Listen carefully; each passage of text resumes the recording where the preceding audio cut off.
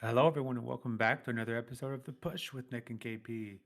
We are back once again to continue our WrestleMania series in which we review every single WrestleMania, and we are currently working on WrestleMania 32. This took place on April 3rd, 2016, which took place in Dallas, Texas at AT&T Stadium. The announced attendance for this event was 101,763, and probably one of the most controversial figures in terms of attendance. But even at the thought attendance and actual attendance, it broke attendance records at the time. So, without further ado, we will get into every single match as we always do, give you our thoughts on them and review and a rating, and then go through the entire event as a whole. So, the first match of the evening, once again, is a ladder match for the Intercontinental Championship, which has Dolph Ziggler going up against The Miz, Sami Zayn, Stardust, Sin Cara, Zack Ryder, and Kevin Owens. KP, this seems to be a trend, and honestly, I'm not sure why they ever kind of deter away from it. And that is kicking off WrestleMania with a ladder match. Just seems to work. Um, you know, um, I think it's a formula they could continue with. In terms of opening contest for WrestleMania, how did you like it? And of course, the actual match. Just how did you feel about it kicking off? Yeah, popping a ladder match. I'm already going to have my attention sort of like fixated on the screen, and I'm absolutely keen to see how they play out. Yeah, it's a surefire way to really get people interested, and it just seems to work each and every single time. Sometimes obviously you get worse ladder matches, sometimes you get better ones. I think this one is in the upper sort of area of the ladder matches. I find it really fun for a large part of it. Notably here, we do have some different names as well in these ladder matches. Sin Cara, I don't think has been in one previous to this. Same with Zack Ryder, he's making his WrestleMania debut, as is Sami Zayn and Kevin Owens. There's a lot of fresh faces here in this type of matchup, which was quite nice and quite good to see. And they definitely left their imprint on the matchup as well. They definitely were involved in a large part of it here and there. Um, yeah, it was just a really fun way to kick things off. Lots of cool and fun spots from start to finish. We saw Sami Zayn making a name for himself. There was a ladder set up in the middle of the ring. He literally sort of like goes for a suicide dive type maneuver, and he dives literally through the ladder. And then over the top rope sort of thing to take out a group of opponents on the outside of the ring awaiting him. That was a pretty cool spot. We see Stardust get put through a ladder at ringside by Sin Cara, who was then shoved off of a ladder by Kevin Owens in order to sort of like make that situation happen. And then, yeah, there are just loads of uses of the ladder throughout the course of the night. There's even a special ladder for Stardust, sort of inspired by Dusty Rhodes polka dot colors. And yeah, it's just it. I thought the crowd really got into it straight away as well. They were really hot for this one. They were quite loud, and yeah, you could tell they were very interested and invested as the match was going on. The matchup towards the end, though, very interesting because we do see Sami hitting a half and half suplex onto Kevin Owens on a ladder. It's a very hellacious sort of landing, like almost like turns him inside out. I'm pretty sure when I watched this one when I was younger, I watched it with my brother, and we literally thought Kevin Owens died because he literally didn't move for a while afterwards. But yeah, just brings back a little bit of a memory there. It's quite amusing to me. But yeah, hellacious half and half suplex. So Sami then goes to try and climb the ladder, but is pushed off by The Miz. Sami drops off onto the ropes, and Miz looks like he's going to get the win here, so he confidently sort of struts up the ladder, takes his time, has a good look around, doesn't see anybody, and he sort of positions himself like he sits on the ladder, and then like almost as if like he's just going to quickly just unhook the title, and it's going to be his for the taking. Unfortunately for him, though, Zack Ryder is on the scene, and he sort of like rushes behind the Miz up the ladder, shoves Miz off the ladder himself, and then just quickly unhooks the championship to win the Intercontinental title. So yeah, Zack Ryder with a win here was it was definitely quite shocking at the time. Did not expect this whatsoever when I first watched it. Obviously, watching back now, it's still a really good good moment. So yeah, the title reign didn't last long, but it was a really cool moment for what it was worth. When it took place. So yeah, it was it's a good memory to look back on. So it's a pretty fun ladder match. I really enjoyed this one. Thought it was pretty good. I gave it 8.5 out of 10. I think there have been better ladder matches. Not entirely sure what was missing here to make it that little bit sort of better, but I did think it had something not quite there that we've seen in a couple of the other ones prior. but it was great nonetheless. Really good start to WrestleMania, and definitely a good way to get things interested from the get go. So yeah, I was keen. What about you then, Nick? What did you make of our ladder match here to kick things off, and the Intercontinental Championship, the fresh names involved, and the winner being Zack Ryder? Yeah, absolutely no issues from me, and just such a great way to kick off Mania. I'm not sure why they ever kind of go away from this formula, as I kind of mentioned earlier. But yeah, there's just so many spots. Uh, the Zack Ryder elbow drop, that was pretty intense as well, because a lot of times you see him jump off the ladder, you see him kind of step down a peg or two. He was pretty much at the top, so that was pretty impressive. And the Sin Cara bouncing off the rope bit, I thought that was great as well.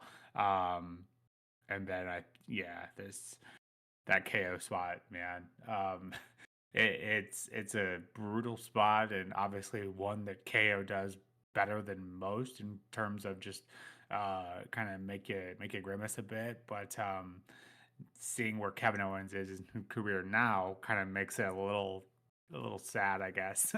Thinking, probably these kind of spots is kind of what led to, or certainly contributed to that whole bit. But yeah, the ending there with the Miz, I thought was great, in the most Miz way possible, celebrating before you win a match, and then Zack Ryder obviously got himself over.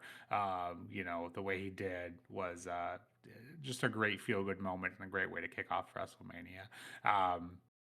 And fun fact is Zack Ryder's inclusion in this match wasn't even initially the plans. The only reason he was included in this match, and Sin Cara actually, was because of Neville's injury a few weeks prior. So this whole thing was just kind of, why not, if you will. So love that for Zack Ryder, just a great outcome for me. 9 out of 10. Yeah, definitely towards the upper echelon, as you mentioned. Not the best, but definitely up there, and just a great way to kick off Mania. Getting into our next match of the evening, we have Y2J Chris Jericho going up against the phenomenal one AJ Styles in his WrestleMania debut. KP, two of the best here. I think that's fair to say. What were your thoughts on this one? Yeah, two very good individuals, and I think they put on a pretty solid matchup as a result of that as well. Probably not really a surprise to anybody involved. But yeah, I thought this was pretty good to watch, to be fair. Really even matchup throughout, sort of like went backwards and forwards.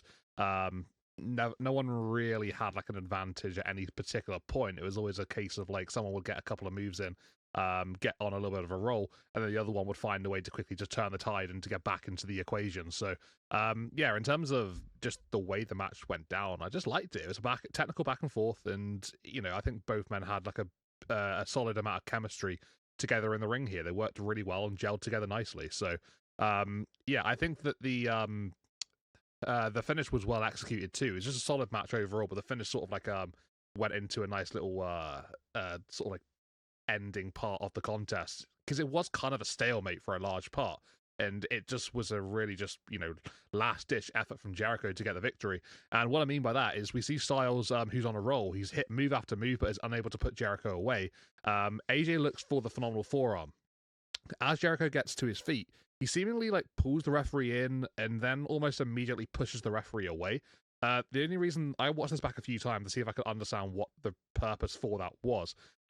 What I assume would be the reasoning for that is, I assume he pulled in the referee so that Styles would maybe backtrack and not actually go for the phenomenal forearm properly, causing him to sort of like stumble and lose his balance. And because he's pushed the referee immediately after pulling him in, that sort of allows Jericho to obviously be on the upper hand here. And then he hits the code breaker, catches Styles, as he's jumping off of the ropes, and yeah, literally just out of absolutely nothing sort of thing.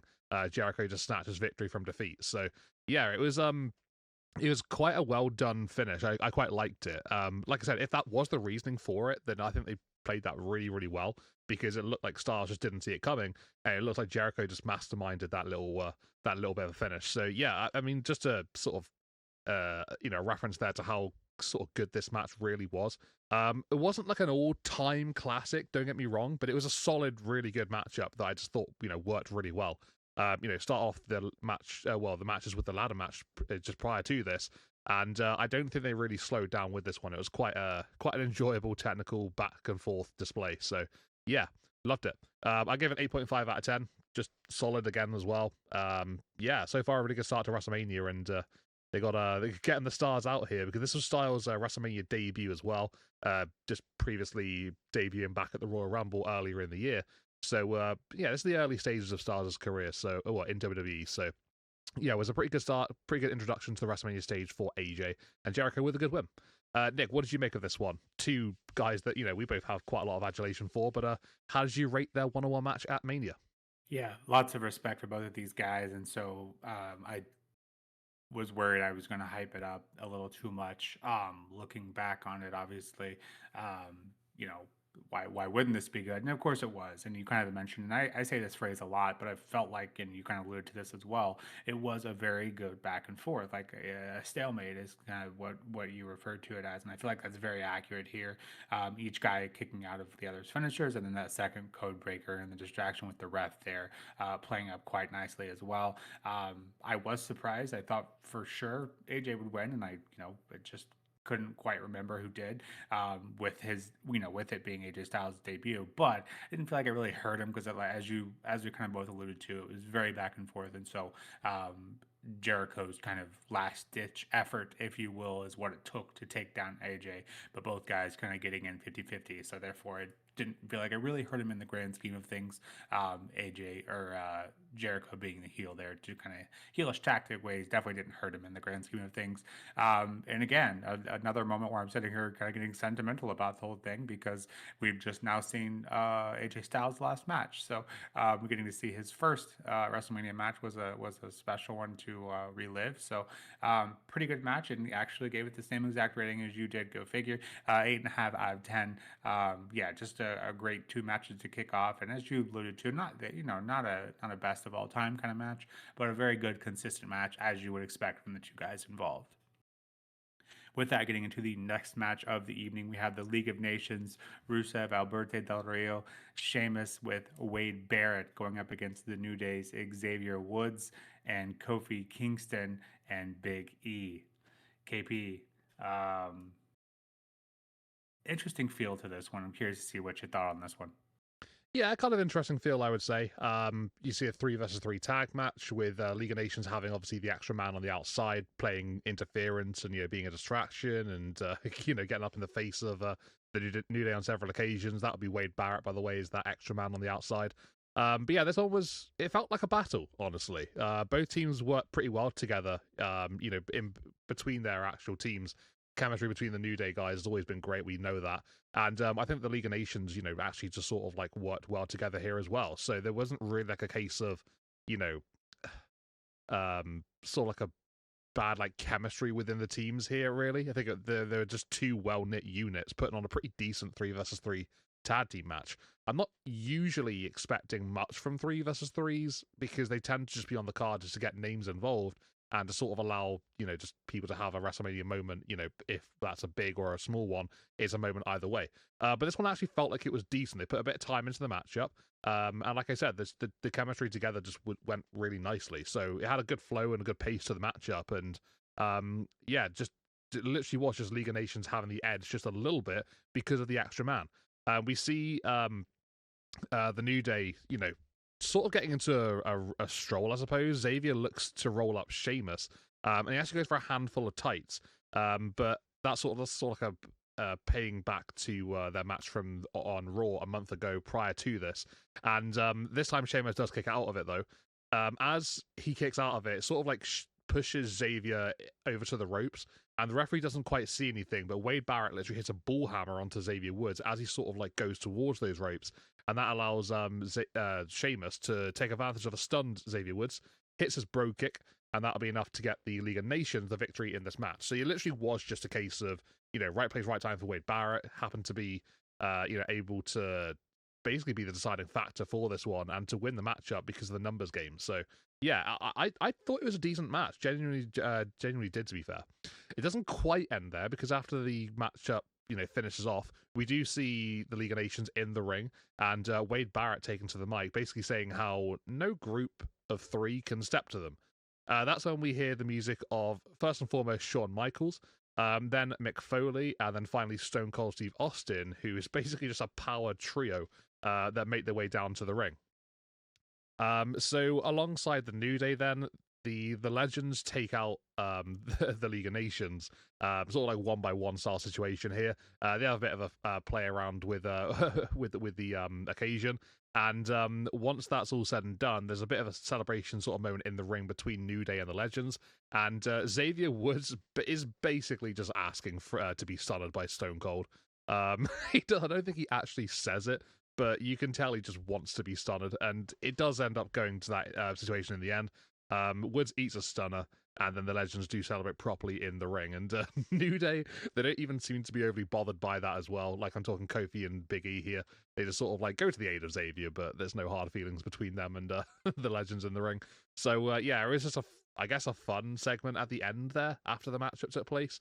Opportunity for some Legends to get back on the Mania stage and to get a crowd pop, a few times.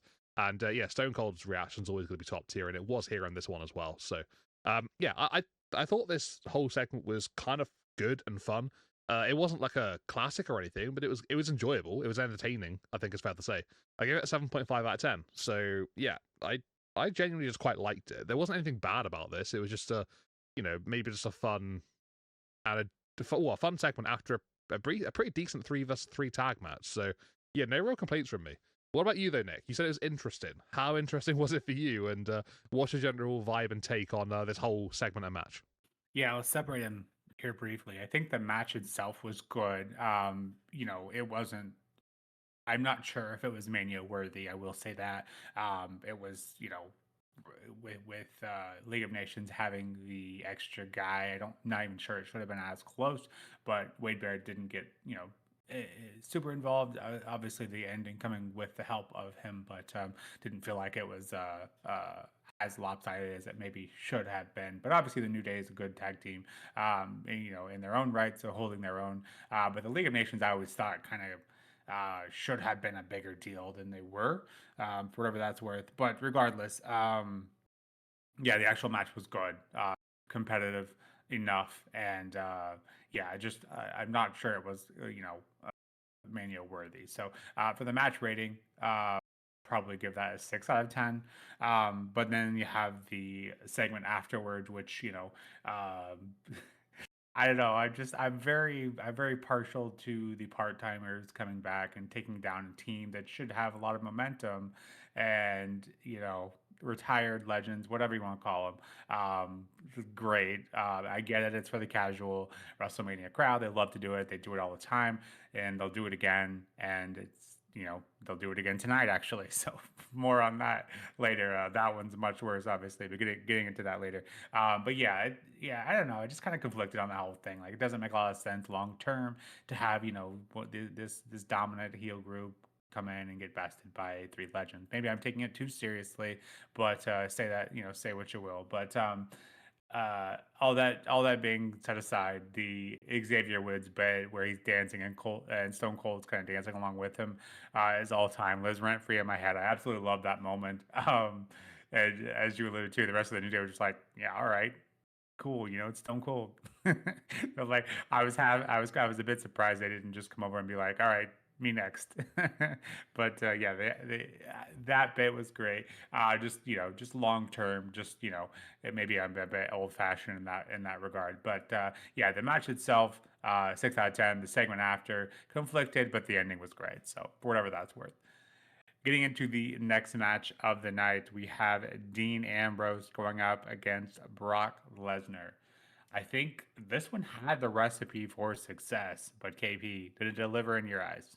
This one's a really fascinating one because it does have a recipe for success if you put the two names on paper with the stipulation that's involved here. But for some reason, whatever it's worth, I feel like it could have been a lot better than what it actually delivered. It wasn't a bad match, like, by any means necessary, but I think they could have gone a lot better with it. And let me explain why I think that. So, I've got written down here, it was quite chaotic. It was quite intense from start to finish. There wasn't really a moment where it sort of stopped in terms of just, the guys just absolutely going hell for leather. But the hell for leather didn't reach a sort of area that I think these two could have met. So we saw bits and bobs here and there. We saw Lesnar sort of playing around with Ambrose, like hitting German suplex after German suplex after German suplex. I think in the end we went to 13 in this matchup, which is, just a statement as to what Suplex City really was back then. For a large part, Ambrose, he is on the back foot here. He gets bits in here and there, like, the odd chances or like grab a weapon and try and use it on Lesnar. We see kendo sticks involved in that mainly more than anything. There's also a part where there are loads of steel chairs, sent into the ring. That's mainly for the later sections of the matchup. Even a fire extinguisher gets used at one point from Dean Ambrose, like a last ditch try and get Lesnar away from him, stun the beast, and take advantage afterwards.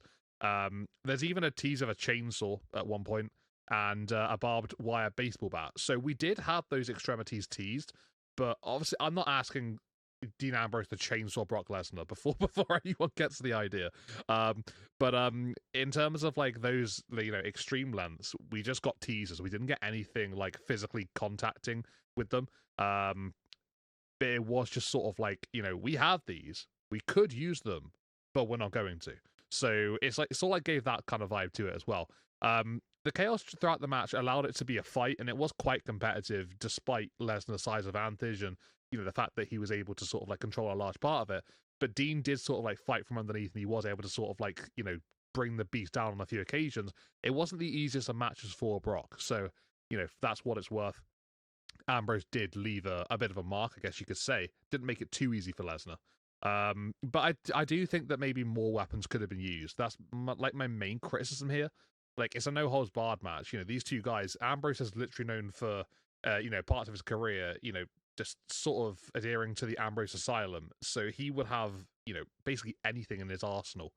And there was a big thing with Mick Foley giving Ambrose that barbed wire baseball bat in the build to this one, if I remember rightly. And he didn't even get to use it. So, like, I'm going to assume that's because Brock Lesnar probably didn't want to be able to, he didn't really want to go along with that. Maybe turn down some ideas for the matchup. I could see that being the case, but I'm not entirely certain that's true. But that's just my sort of like 2 cents on this one. In terms of how we get to the finish, though, in this matchup, Ambrose reverses an F5 into a DDT onto the chairs, I think is dubbed by the commentators, but I think it completely misses the chairs, before he then gets a 2 count.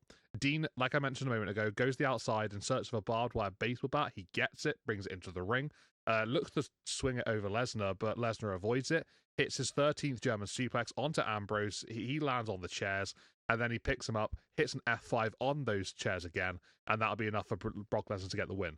It was fun. It was, but I feel like it was missing that next level to get it up to that, extreme sort of sense.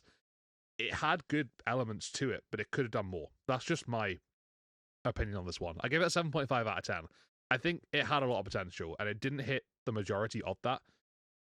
Yeah, they needed that next sort of jump up, and I don't know whether that's Lesnar's fault. Maybe it is, maybe it's not. I get the impression it might be, but yeah, I guess you never know. Nick, what did you make of this one? Did you enjoy it? Did you think it could have been a bit more? Or do you think it was absolutely fine considering who was in the ring here? Well, your kind of gut reaction to what could have been is correct. And that is because this was the typical Lesnar match we come to know.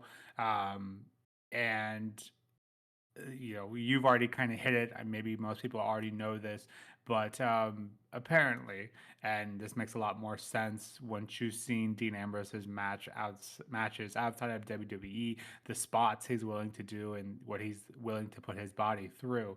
Ambrose had tons of spots and ideas to make this street fight unique and memorable.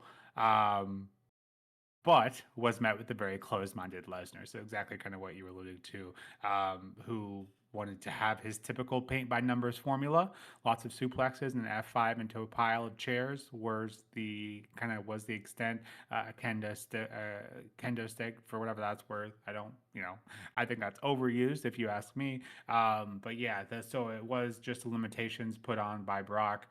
Didn't feel like it was worth his time for or whatever reason he had, I don't know. But yeah, so what could have been, the formula was definitely there, as I think we both kind of hit on well enough now. Lesnar just refused to do it. I think Ambrose came across great here, kind of as that lunatic, as he does play quite well. but in the end didn't have the it factor, I guess, for Brock to go through with what he needed to, or at least in Ambrose's eyes, to make this what could have been, I think, a classic. But say what you will about Brock. Him being stubborn, I don't think is really anything new. So for whatever that's worth, yeah, rating wise, I gave this a 7 out of 10. Just a bit disappointing. I think we both kind of hit on that as well, because this had all the right, this had the right recipe. For whatever reason, just didn't come out the other end the way it should have, and obviously in large part to Brock. So 7 out of 10 for me. Just disappointing. What could have been. Getting on to the next match of the evening, and this is a good one, an exciting one to talk about, because we have the Divas Championship being retired, turning into the WWE Women's Championship. And this, of course, is a rhetorical question for you, KP, but I'm going to ask it anyways to hit that point home, and that is the match we've been waiting on. Is this finally the women's division match we've been waiting for on the Mania stage? And what we come to expect and know and love from the women today, properly represented on the grandest stage of them all. KP, I'm excited to hear your thoughts on this one. Yeah, we've been crying out for something like this, haven't we, for a large amount of time. It's far too long in the grand scheme of things here, in the course of wrestling, WWE, whatever you want to describe it. This was really the sort of turning point for the women's division on the WrestleMania stage, and just generally speaking for the women's division anyway. The women's revolution, taking place prior to this one, leading up until this particular moment. We saw in the pre-show, the kickoff show at the start of the night, Lita basically announcing that this matchup wouldn't be for the Divas Championship anymore. It would be for the brand new Women's Championship, which you can see Charlotte holding there on the right-hand side of the screen. That would be then, later dubbed as the Raw Women's Championship. We would then get a second women's title introduced not long after this, after the next brand split after the brand split that would take place.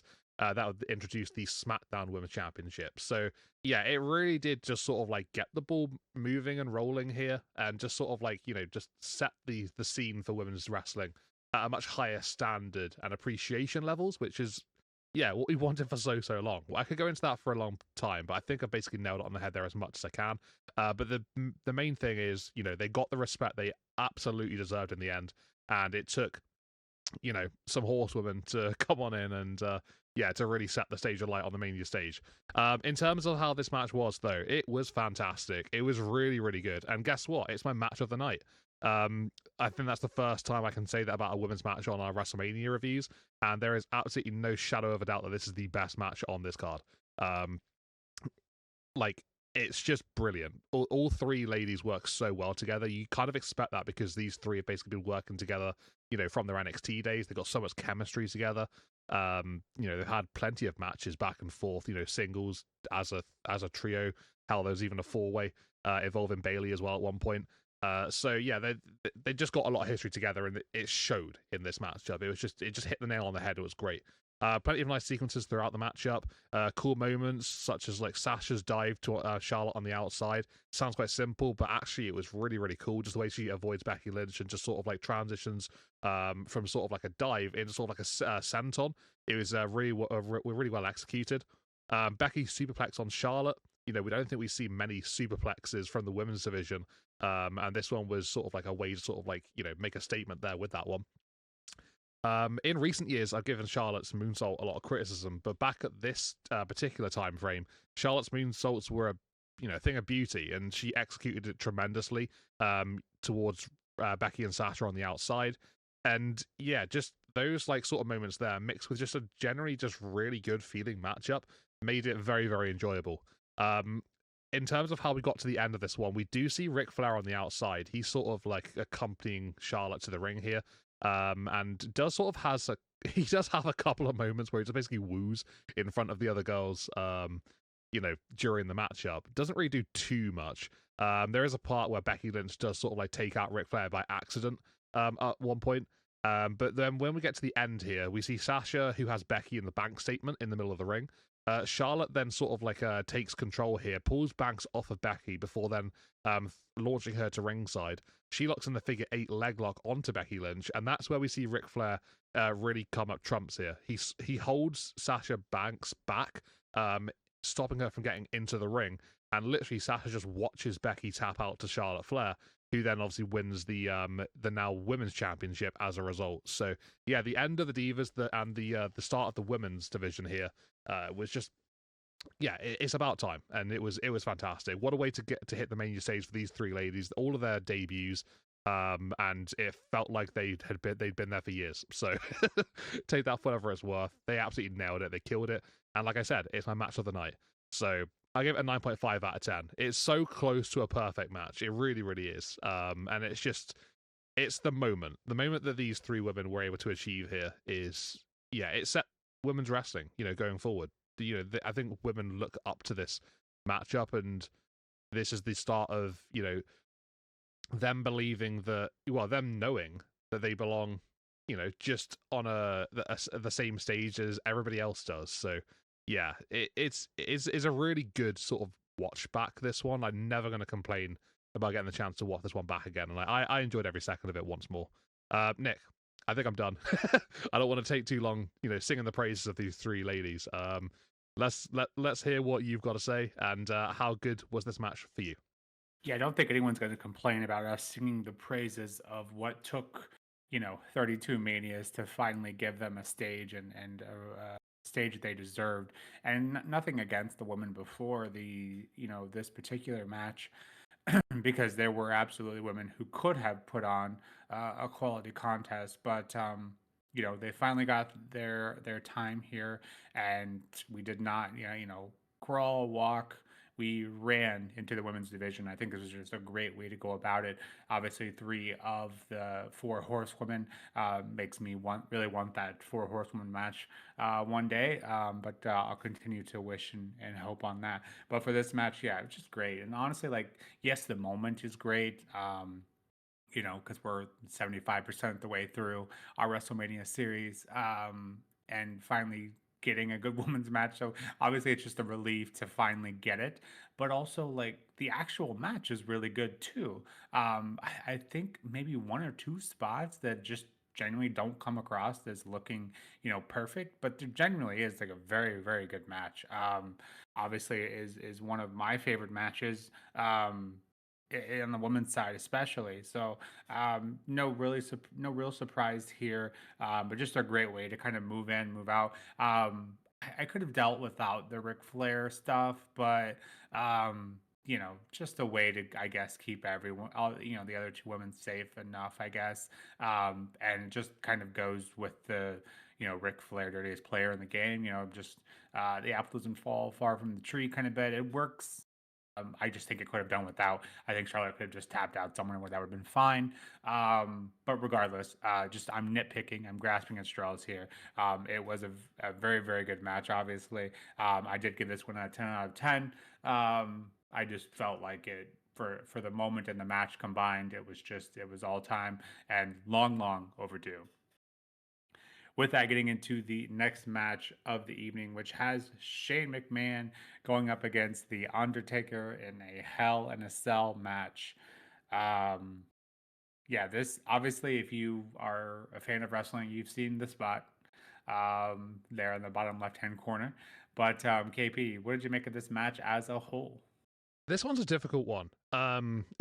It's like, it gives me a sense of like 2 different feelings to take from this one. I thought the match was okay. I think maybe it was a bit long. I don't think it needs to be as long as it was. It almost felt like it was dragged out in parts. But in fairness, throughout the matchup, there were some pretty nice spots in there. Especially, obviously, the one that everyone talks about, which is Shane McMahon, diving off the cell, trying to do that elbow drop onto Undertaker. Yeah, it's iconic. Fair play. For someone to risk their body like that to do something a lot, to this degree, you can't exactly sort of discredit that, can you? It is a really cool spot. But yeah, we see sort of like a brawl almost, like the start of this matchup between both men. like they just basically exchanged strikes back and forth for quite a large time. It felt like a long time anyway.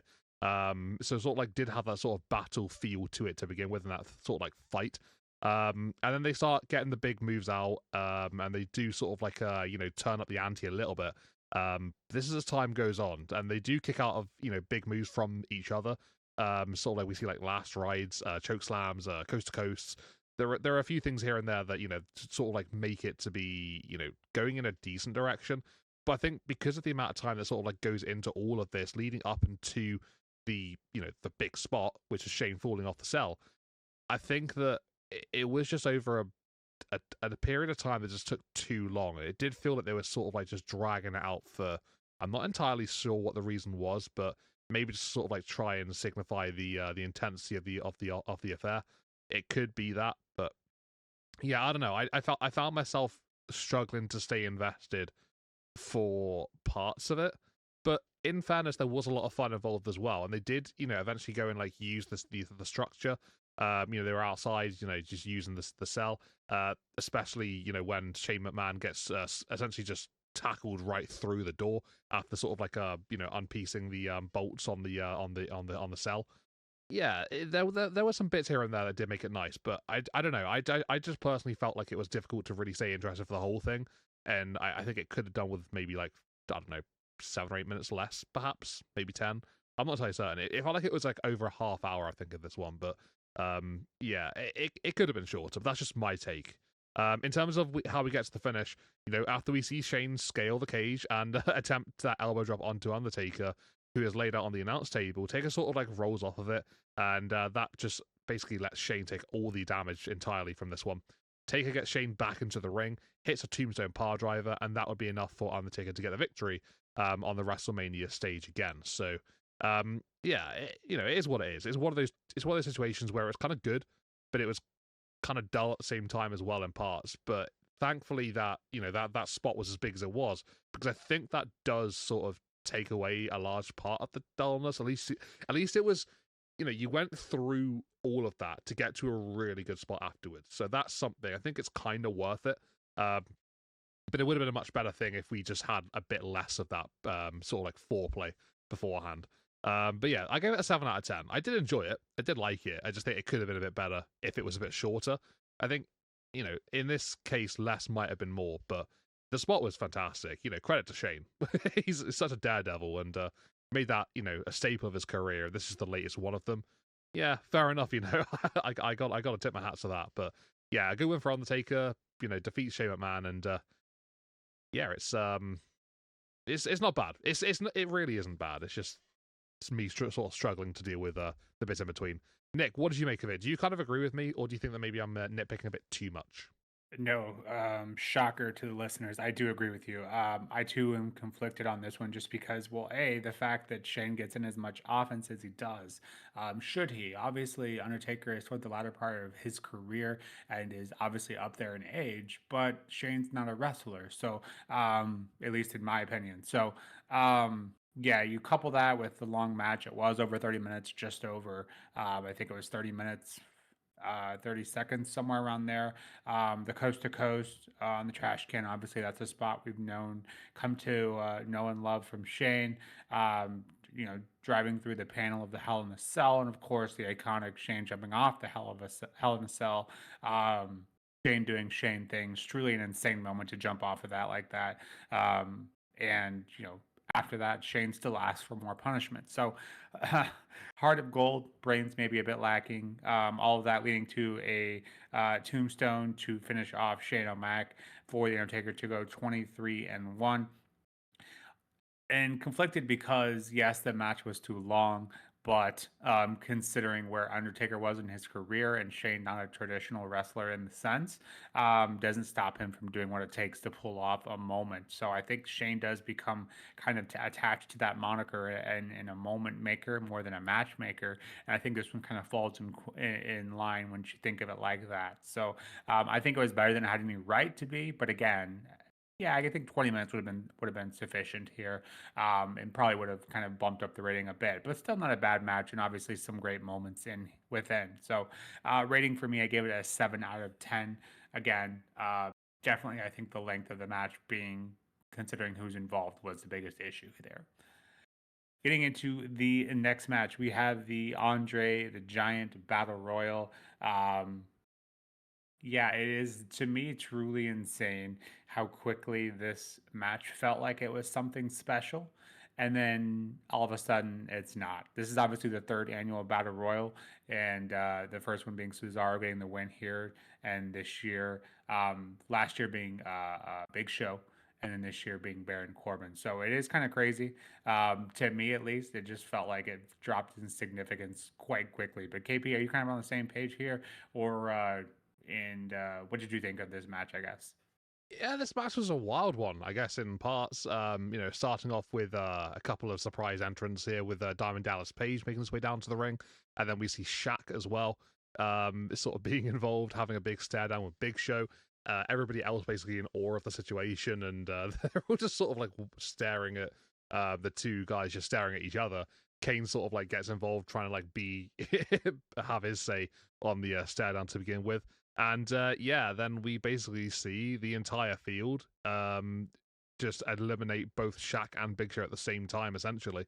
And then we just get the Battle Royal, I guess, properly starting after that. So it was almost like it was a prelude into the match beginning, really, here, once those two had been eliminated. And then we do kick things off. But it was an okay Battle Royal. Like I said, the start was focused on those two guys. And it it's kind of odd because it has a very generic sort of feeling to the Battle Royal. And then we just suddenly see the social outcasts, Adam Rose, Bo Dallas, Curtis Axel, and Heath Slater being really heavily involved and just being a really good, close knit unit. And like their build going, well, just I guess their history recently going into this contest, they weren't exactly a big time team, like big time faction. So for them to actually sort of like make a statement here and like be involved in quite a lot that was going on was quite interesting. Then obviously things got a bit out of hand, and they did sort of like get they did get eliminated, and then we go down to our final few members of the matchup, and that sees Kane eliminating Darren Young and Bo Dallas at the same time. And then literally we get a situation where Baron Corbin, who's still in the matchup here, he's still on NXT. He's an NXT guy at this point. He basically just takes advantage of Kane, who is sort of in control. And as Kane literally eliminates those two men I mentioned a moment ago, Baron Corbin just throws Kane over the top rope to win the Andre the Giant Memorial Battle Royal. So it's quite a surprise. It's quite the shock because we didn't think we really saw NXT guys winning anything in terms of main roster stuff at this point. So yeah, this did feel quite different and quite unique. It had a unique vibe to it. It wasn't a particularly stellar contest. That's what I will say. It wasn't an all time. I think they've been better Andre the Giant Memorial Battle Royals prior to this one, but it did provide a shocking moment, and I guess there are some talking points. So I guess you can say that as some positives in there. I gave it a 6 out of 10 overall, but I guess it sort of brought Baron Corbin up to the main stage here, and he was on SmackDown not long after this, so yeah, I guess a good introduction for Baron Corbin on the main roster. But it did feel like a bigger deal back then. But yeah, nowadays not so much. Maybe this was the start of it slowly going downhill, but I think it still had that sort of prestige at this particular point. What did you rate this one then, Nick? Higher or lower than a 6? And what did you make of an NXT star winning a battle royal, obviously with a lot of main roster guys involved? And what about the names that were in this one? It didn't really have that sort of like star-studded feel to it, but maybe you liked it for what it was worth.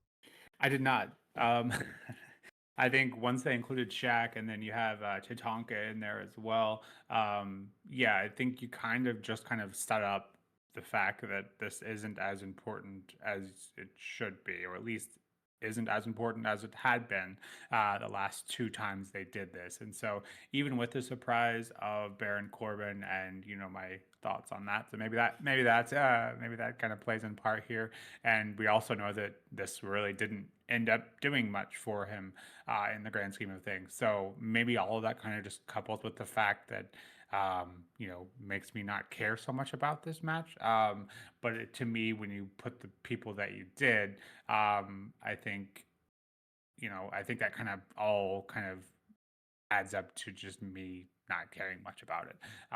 And you had the dancing, within the match, which is nothing new, but I think all of that just kind of adds up to me not taking the match seriously. And unfortunately, we just kind of see that go downhill from here. So I think this kind of was the beginning of the end for this particular match. So I gave it a 5 out of 10, which I honestly felt that was a bit generous, but yeah, unfortunately, attached to Andre the Giant, I think should be a bigger deal. And so, unfortunately, it was not. And like I said, I think 5 out of 10 is a bit generous. So, for whatever that's worth, ashamed to see it, but I think we're past the point now, where we can get that kind of prestige back and this kind of thing that was initially set up to make big moments and kind of help, lift someone's career. Not obviously to the extent of a Royal Rumble or Money in the Bank match, but should do a little bit more than it does.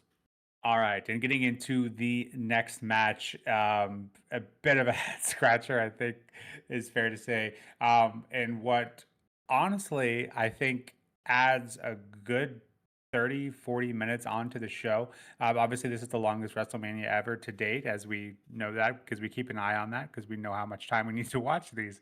And I genuinely do wonder if the time would have been pretty similar to what the previous ones had been had it not been for this match. The Rock just goes all out for himself. This is no exception. Ends up getting a one-on-one match with Erick Rowan because why not? KP, give us your thoughts on this one, I guess. Yeah, I mean, there aren't really much thoughts to give, I guess you could say, in this one. We start off with The Rock going out and basically announcing that there's an attendance record being broken, over 100,000 people in the arena. And yeah, he gets interrupted by the Wyatt family. We see Bray, Erick, and Braun Strowman all there. And after a pretty big exchange of words, like you said, it took a long time to get to this point. Um, but eventually we do get to a match, and Bray sort of like just sends Rowan towards Rock. They have a stare down. The match begins, the bell rings, and we literally see Rowan go for a sort of like a clothesline or a punch or whatever. Rock just ducks underneath it, hits a rock bottom, 1, 2, 3, the match is done. So there isn't really much to take from this one, to be honest with you. Once the matchup is all said and done, we do see the Wyatt sort of like circling the ring and sort of like, just circling Rock specifically here. And then we hear the music of John Cena. He comes down to the ring and he helps The Rock kick some ass, I guess you could say. And they take out the Wyatts literally one by one. And yeah, they then just like celebrate together in the ring and go up the ramp and just enjoy the moment, I suppose, really. But yeah, it was is that in terms of the match quality, what can you actually give it? I gave it a 1, like, because it's just one move. Like, I guess that's fair. They had a plan, it worked, they did it right, they didn't mess it up. But in terms of a quality match, I can't really say it was. So 1 out of 10 from me. The segment overall was just extremely dragged out as well. Like The Rock really milked this, like you mentioned. So yeah, I don't know. Just a quick little thing. I say quick. It wasn't quick. Just something to put in on the show, just to get a pop from the crowd, I guess, a couple of times. So yeah, Nick, what did you make of this one then? Pretty brief, but I guess that's what it was, right? Yeah, the match was brief. I wish they would have taken about half of the segment out to put into something of a match to make it worth our while. But I do kind of hate these, and we always kind of debate going over these at all because obviously I too am going to give this a 1 out of 10. Even that feels generous. But and that drags down the whole Mania as a whole. So that is unfortunate. But The Rock loves to take advantage of the biggest stage of them all, and this is no exception. Lights his name on fire because why not? And then has Cena come down as well because why not? Um, yeah, this one's tough because I feel like they probably could have put this on something else into other matches, maybe another match entirely. But it's WrestleMania. They were worried about the star power because fun little fact there, and I think one of the reasons why they did this, and obviously the Stone Cold Sean and McFoley a bit earlier, and none of the champions from 31 competed on this card at all. So Vince was very worried about the star power, so this was kind of his way to kind of right that ship. For me, I think he could have done something a little bit better, but regardless, this is what we got. So 1 out of 10 is what I give it, and we'll swiftly move on to that main event, which has Roman Reigns going up against Triple H for the WWE World Heavyweight Championship. KP, thoughts on this match, and comparatively speaking, for main events prior, how does this one add up? Yeah, you've set me up there deliberately, haven't you? And I'm going to take it. Yeah, in terms of, main events, comparatively speaking to this one, ooh, this wasn't great. This was dull for the majority, to be honest with you. Really slow, had a particularly dry feeling to the matchup from near enough start to finish. The fact that I've got written down the most interesting part of the matchup was when Stephanie McMahon got speared by Reigns accidentally. Is quite something. So, she's not even involved in the matchup. She's just there to support her husband. Entrance aside for Triple H, yeah, this one was just so lackluster. Like his entrance was top tier, freaking awesome. But once the fancy pizzazz went out the window, we got down to the actual matchup itself. It was just a dry, drab affair. Like, did it have a main event feel to it? No, not really. It didn't really have a good flow either. Like I said, it just didn't really hit any sort of higher, level of a match here. It was for the WWE Championship. Yeah, okay, that's great. But like make it feel like it actually is. Roman was getting booed, literally from the start of his music being played. And like every single time he would actually land an attack on Triple H, Triple H controlled a large part of the contest in the early stages to mid stages. I think that's probably a good idea because otherwise it would have just been drowned out by boos for the whole thing. So at least that was something they did kind of well, I guess, so that it wasn't just, we're watching the matchup and then, you just got the crowd booing constantly. So I guess they did sort of like allow that bit of a reprieve from there. But obviously there was only a point where they could boo for so long. Roman Reigns does pick up speed at the end of the matchup and does pick up that victory because we see Triple H sort of like on a bit of a roll towards the end of the contest. He's handed a sledgehammer by Stephanie McMahon. This is after she's been speared by Roman Reigns prior to this one, quite a while afterwards as well. She sort of like rolled to ringside and is just sort of like lying down by the apron, just like literally just hands the sledgehammer up to Triple H. And Triple H goes to use it in what must be the worst attempt to use a sledgehammer I've ever seen. He doesn't even try to use it properly. He just gets met by a couple of Superman punches. Still holds the sledgehammer, by the way, throughout this whole thing. And as Roman just sort of like goes through the motions, he bounces off the ropes, hits a spear, and that's it. Like, it's literally it after that. So it's not even like the finish was good either. The match was poor. It was so dull. It was boring as hell. The finish was just like so many questions that goes into why that was apparently the decision for literally the last moment of the show. I don't know. It's such a weird one, this one. I don't know. I didn't enjoy it whatsoever. I gave it a 6.5 out of 10. That might even be generous, to be fair. But yeah, in terms of main event matches at WrestleMania, this is meant to be the biggest stage of the year, biggest wrestling show of the year for the company, and they've got Roman Reigns versus Triple H, and they put on a match like this. It's a bit of a slip. It's a bit of a slip for sure. I don't know who signed off on this match, but it was terrible. Absolutely god awful. 6.5. What about you, Nick? Was I being generous? Was I being too critical? What did you think of the matchup? And how did you rate it in terms of main event matches at Mania? Well, you asked if you're being too critical. I don't believe you are. My rating is lower. Uh, So I did agree that the Stephanie McMahon spear received was good. She's always been willing to take a bump for the greater good. Unfortunately, there wasn't a lot of good here. Um, the most entertaining part for me were the boos from the crowd. That was hilarious. I mentioned in previous Mania, I don't remember if it was the last one or the one before. I didn't remember Roman being as hated as a face. I guess I just got used to it because yeah, this was arguably even maybe louder. At least on the same page at minimum. Um, So the funny part about that, at least for me, is Triple H often gets kind of dubbed with that burying talent bit. And don't get me wrong, there are a few matches that he shouldn't have won. But with this loss here at the time, and it does continue to grow, tied him for the most losses on the Mania stage. So that tie being with Mr. WrestleMania himself, Shawn Michaels. So yeah, definitely slow burn.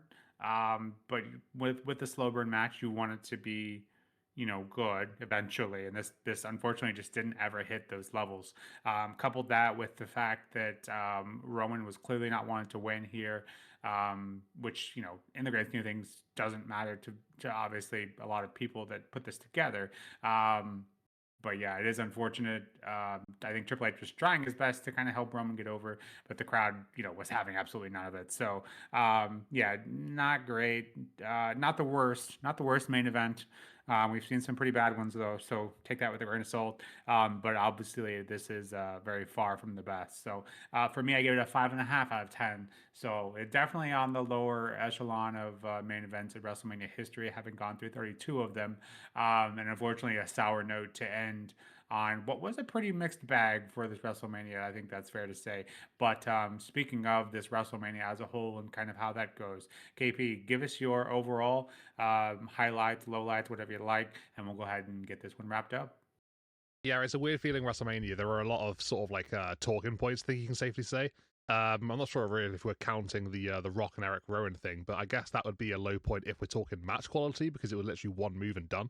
But outside of that particular one little bit, I think my probably major down points was the main event, which just wasn't overly great, as obviously we've just alluded to, and yeah, the Andre the Giant Memorial Battle Royal. I think they were my lower two matches. I'm not going to go into like the slightly higher ones, but yeah, those are my bottom two ones comparatively speaking to the rest of the field outside of the Erick Rowan and Rock match. I don't know. Just those particular contests didn't really vibe with me too much. Didn't really enjoy them overly, and yeah, I didn't feel they really hit the vibes that had been met in previous manias for their respective matches. So disappointing in that sense. My high point, yeah, obviously got to be the women's triple threat. Charlotte, Becky, Sasha, just absolutely killing it. Putting on a really good matchup. My match of the night by some way. And also a shout out to the Intercontinental Championship match at the start of the night, the ladder match, as well as Chris Jericho and AJ Styles. There were some really good matches too. So yeah, bits and bobs here and there. You obviously mentioned the lack of star power mainly on the show because of the previous champions that weren't on the card. Yeah, I get it. There were some big names that were missed during the show, but I don't think it's the worst WrestleMania we've seen by any means necessary. I gave it a overall that sort of averages out to just shy of a 7. So I obviously rounded it up to a 7 out of 10. And yeah, it does go to show that we have had worse, but it's definitely not the best that we've seen. It's somewhere in the middle. It's towards maybe the upper middle area, but yeah, some highs, some lows, and just a really poor main event, which is unfortunate because you want your biggest match to be in that spot. And although it may have been a big match, it didn't really feel like one. So yeah, but the women, changed the game here for them. Absolutely love that for them. Deservedly 100%. And yeah, changes the game for sure. So Nick, what did you make of this WrestleMania? 32 in the books here. Your highs, your lows, your match of the night, and everything else in between. Yeah, definitely a mixed bag. I think there is. Yeah, I hate to include the matches like the Rock Eric Rowan, and I won't here. But like I said earlier, it does really kind of bog down the whole rating as a whole, which just me didn't really need a ton of help doing so. As you mentioned, it's definitely not the worst WrestleMania. We've seen some really bad ones, and this one has its moments. Mania seems to have kind of always has to have a couple stinkers. This one is no exception to that rule. Maybe a few more than what we should have on the stage. Obviously, the highlights, of course, being the Intercontinental ladder match. The woo woo woo movement was great. I think too short lived in my opinion. And then Y2J, Chris Jericho, and the phenomenal one AJ Styles. That was great as well. And then, of course, the first women's title match of the new era was great. Obviously, that's going to be the match of the night for me. I think a lot of these things, I think you have a recipe for a really good card. I think you have, you take off some time from the Shane Undertaker bit and you maybe take off some time from that main event. I think you have, and you make better of that Dean Ambrose Brock Lesnar match. Make Brock Lesnar do a bit more. I think all of us would have made this into probably a pretty good Mania. So won't get into that too much more here, but it felt like maybe the potential was definitely there, even though we did have lack of star power. But in the end, didn't quite live up to it. So I think has me thinking, what could have been. But overall, for rating, 6.5 for me. So again, definitely not the worst. We've had I think fives, and I think I even had a 4 at one point. Yeah, we've been through some rough ones, but this for me is just felt like what could have been is what I walk away from this one being, especially with that main event. But enough from us. What did you all think of WrestleMania 32? Was it as good? Worse? Let us know in the comments below. What were the highlights for you on this WrestleMania? And what do you think they could have done better that we haven't already hit? Or are you kind of agreeing with us on those notes? Would love to hear from you in the comments below. And as always, don't forget to hit that like and subscribe button as well. We'll, of course, continue this WrestleMania project over 3/4 of the way done, which is crazy. It's flown by. We've enjoyed it, and we love putting out these videos for you all to kind of give you our thoughts on what we thought of these particular WrestleManias. But until next time, this has been The Push with Nick and KP. We'll see you soon. Take care.